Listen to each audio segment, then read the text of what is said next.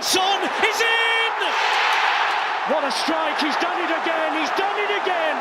팀의 부진에서 추격 디딤돌이 되어준 스트라이커 손흥민. 이렇게 토트넘을 구할 선수는 오직 캡틴뿐이다. 아무리 공격수가 전세계 탑랭커라고 해도 동료들이 도와주지 않고 수비마저 허술하다면 팀은 절대 승리할 수 없다. 토트넘의 에이스 손흥민도 와르르 무너진 토트넘 수비를 어쩔 수 없었습니다.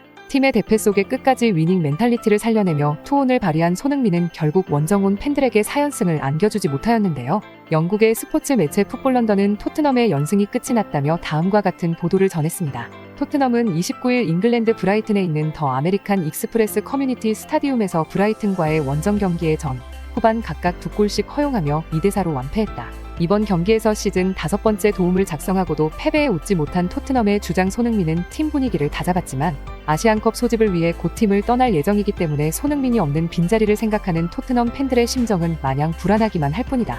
다시 프리미어리그 5위권으로 추락한 팀을 보고 토트넘 팬들은 단단히 뿔이 난 상황이라고 하는데요.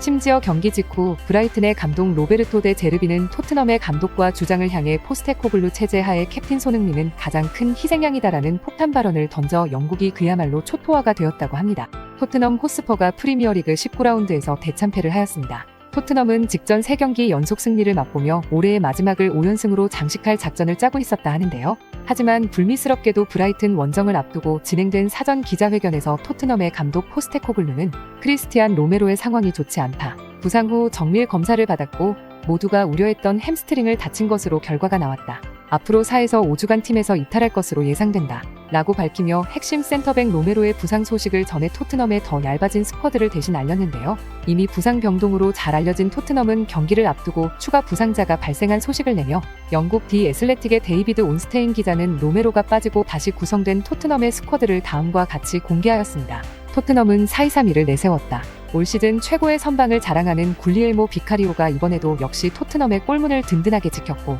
데스티니 우도기와 벤 데이비스, 에메르송 로얄과 페드로 포로가 포백을 구성했다.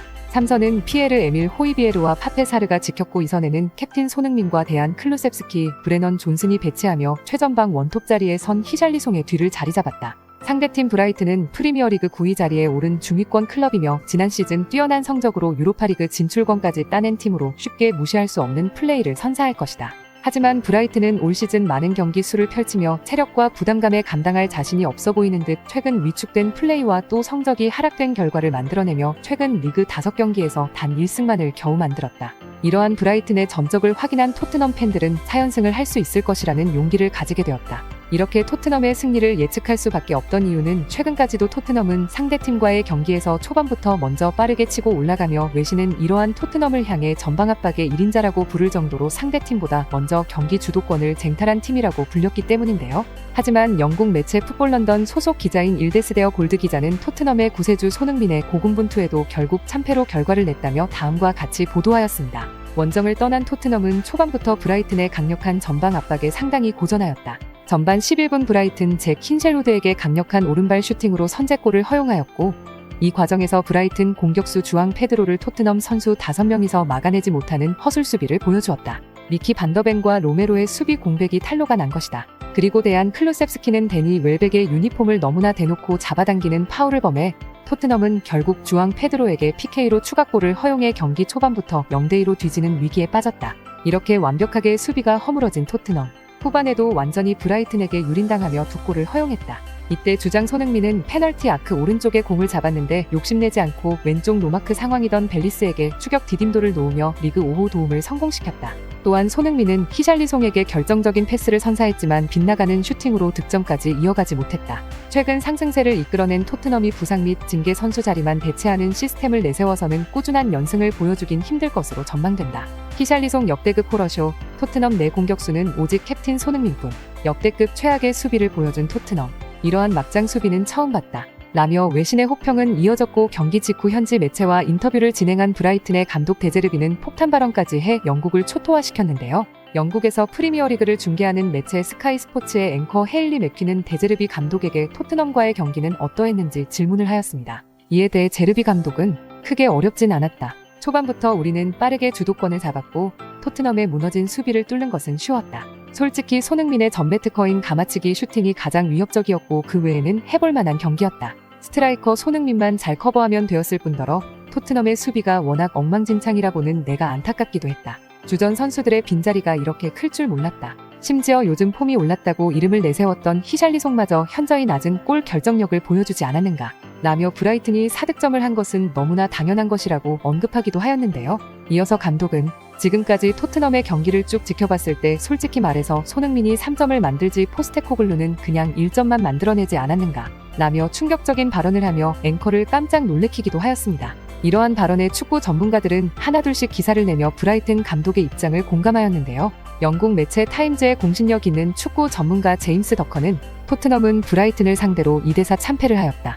아무리 포스테코글루 감독이 공격적인 축구를 구사하고 재미있는 경기를 만들어낸다고 하여도 결국 결과가 중요한 스포츠 게임이다. 이렇게 공격 축구를 보여주어도 3점 이상 낸 경기가 단 2경기뿐이었다. 축구를 재밌게 한다고 포스테코글루에게 찬사를 보내는 수많은 팬들과 전문가들 있지만 뜯어본다면 감독상을 받을 만한 게임이 아니었다. 흥행 감독상은 받을 수 있어도 선수들에게나 특히 주장 손흥민에게는 결코 좋다고 할 수 없다. 라며 보도하였고 영국 매체 디 애슬레틱의 데이비드 온스테인 기자는 아무리 모두가 탐내는 월드클래스급 공격수가 토트넘에 있다 한들 동료들이 도와주지 않고 수비마저 부실하면 그 팀은 승리하기 어렵다. 토트넘 선수단의 스탯을 보면 매 경기 주장 손흥민의 스탯만 높은 평점을 유지하며 혼자 고군분투하는 플레이를 볼 수 있을 것이다.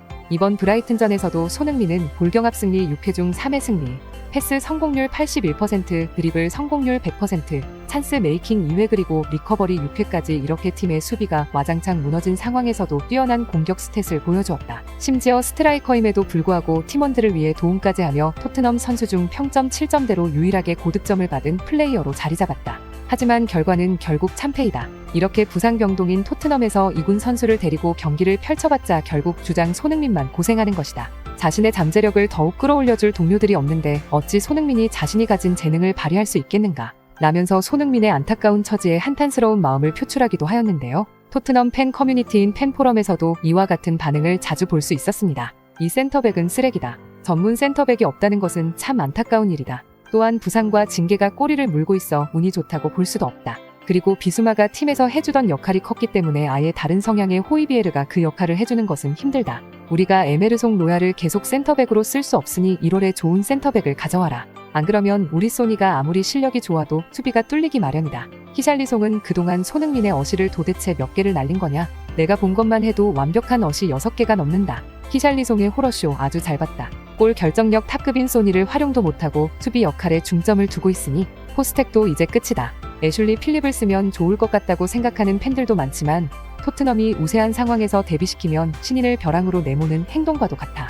데뷔시키고 조금씩 정을 시켜야지 안 그러면 부상이 커. 기존 센터백들이 그립다. 경기가 안 풀리면 선수들을 교체하면서 고집 부렸던 전술을 포기하고 바꿔야 할 텐데 말이죠. 심지어 부상의 징계 그리고 벤치에는 선수마저 없으니 점점 토트넘은 타클럽들의 맛좋은 먹잇감으로 등극되어 가고 있는데요. 부디 이번 겨울 이적 시장에 우리 손흥민 선수를 조력하고 부담을 덜어줄 최고의 영입생을 데려오길 바라야 할 뿐인 것 같습니다. 오늘 영상은 여기서 마치겠습니다. 지금까지 긴 영상 시청해주셔서 감사합니다.